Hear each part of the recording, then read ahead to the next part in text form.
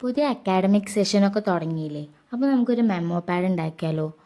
Daily കുറേ ഹോംവർക്കും കുറേ ടാസ്കൊക്കെ ഉണ്ടാവും. ഇതൊക്കെ ഓർമ്മ വേണമെന്നില്ല. അപ്പോൾ നമ്മുടെ മുന്നിലൊരു മെമ്മോ പാഡായിട്ട് നമ്മളത് എഴുതി വെച്ചാൽ, നമ്മുടെ കയ്യിൽ ആ പേപ്പർ വെച്ചാൽ നമുക്കത് ഡെയിലി ടാസ്ക് ഡെയിലി ഏത് സമയത്ത് അല്ലെങ്കിൽ നമുക്കൊരു ടു ഡു ലിസ്റ്റായിട്ടോ ഹാബിറ്റ് ട്രാക്കറായിട്ടൊക്കെ വെക്കാൻ പറ്റും. അപ്പോൾ ഇത് ഉണ്ടാക്കാൻ ഭയങ്കര സിമ്പിളാണ്. ഫസ്റ്റ് നമുക്ക് വേണ്ട ഒരു A4 ഷീറ്റാണ്. അതെടുത്തിട്ട് മടക്കി കൊടുക്കുക, ഹാഫാക്കി മടക്കി കൊടുക്കുക. നിങ്ങൾക്ക് എത്ര സൈസ് ഏത് സൈസിനാണ് വേണ്ടി ആ സൈസ് വരെ മടക്കി കൊടുക്കുക. ഞാൻ കൈ കൊണ്ട് ആ ഫോൾഡിങ്സിൻ്റെ അത് നോക്കിയിട്ട് കീറുകയാണ് ചെയ്തത്. നിങ്ങൾക്ക് സിസേഴ്സ് കൊണ്ട് കട്ട് ചെയ്യണമെന്നുണ്ടെങ്കിൽ കട്ട് ചെയ്യുക. അപ്പോൾ കുറച്ചുകൂടെ പെർഫെക്റ്റ് ആയിട്ട് കിട്ടും. ഞാൻ എന്നിട്ട് ഇതിലൊരു ബോർഡർ ഭയങ്കര സിമ്പിളായി തോന്നുന്നതുകൊണ്ട് ഒരു ബോർഡർ വരച്ചു കൊടുത്താണ്. ലൈറ്റ് ബ്ലൂവിൽ പേസ്റ്റൽ കളറിൽ ബോർഡർ വരച്ചു കൊടുത്തു.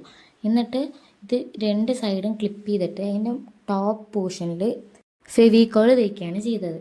ഫെവിക്കോൾ തേച്ചിട്ട് അത് ഉണങ്ങാൻ ഒരു സൈഡിലേക്ക് വെക്കാം. ഇനി നമ്മളൊരു കാർഡ് ബോർഡ് എടുക്കണം.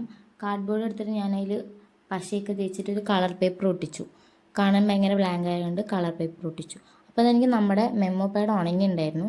അപ്പോൾ ഞാനതെടുത്തിട്ട് ഗ്ലൂ ചെയ്തിട്ട് നമ്മുടെ കാർഡ് ബോർഡ്, നമ്മൾ നേരത്തെ കളർ പേപ്പർ ഒട്ടിച്ച് വെച്ച കാർഡ് ബോർഡിൽ ഒട്ടിക്കാനുണ്ടായി.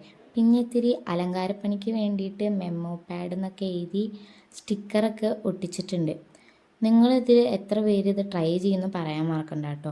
നിങ്ങൾക്ക് പിന്നെ ഇത് ഇഷ്ടമായോ എന്നും പറയാൻ മറക്കണ്ട. ഞാനിത് ബ്ലൂ തീമിൽ ചെയ്തത്, നിങ്ങൾക്ക് വേറെ കളർ തീം വേണമെങ്കിൽ ചെയ്യാം.